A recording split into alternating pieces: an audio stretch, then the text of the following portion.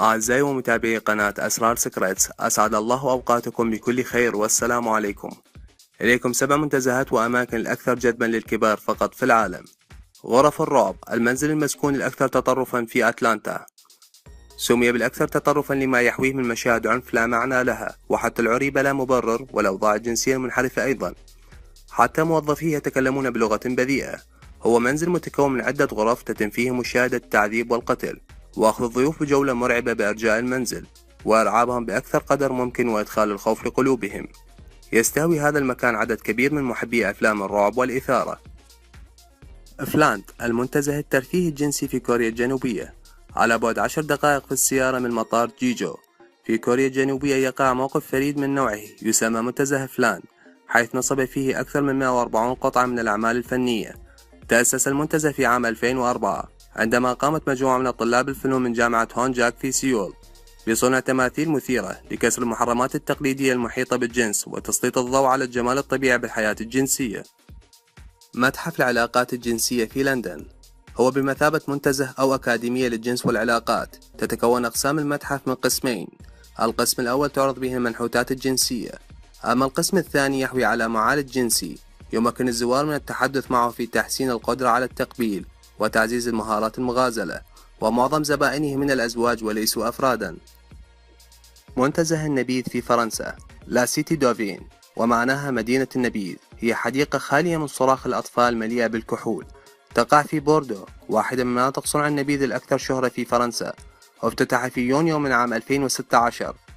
يأخذ زواره بجولات في أرجاء المنتزه المتكونة من 20 قسما تحت عنوان معرض النبيذ الذي يغطي تاريخ وثقافة النبيذ، وهناك أيضا قاعة متكونة من 250 مقعدا لمتذوقي النبيذ في المبنى المتكون من 10 طوابق.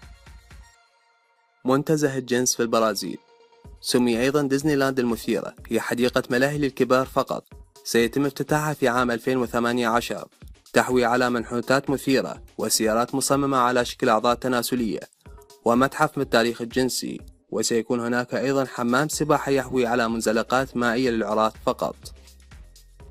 أفعوانية العري، في أكتوبر من عام 2015 احتشد عشرات من الباحثين عن الإثارة تحدى الطقس البارد، فقاموا بالصعود إلى الأفعوانية متجردين من الملابس لجمع الآلاف من الجنيهات لصالح الأعمال الخيرية عن طريق تحطيم الرقم القياسي العالمي لموسوعة جينيس عام 2010، عندما قام بالصعود 102 شخص إلى الأفعوانية في منتزه ساوث هاند دون أي ملابس. وبعد 5 سنوات احتفل 57 شخصا بركوبهم الأفعوانية مرة أخرى عراة، وقاموا بجمع 10,000 جنيه والتبرع بها إلى مستشفى الساوث الخيرية لمكافحة السرطان.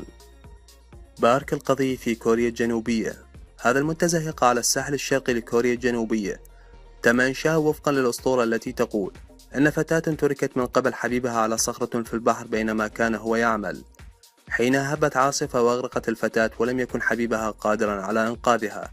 بعد ذلك كانوا سكان القرية غير قادرين على صيد السمك، وقال البعض أنه بسبب روح تلك الفتاة. وفي يوم من الأيام قام أحد الصيادين في التبول في الماء، فعنده استطاع صيد السمك.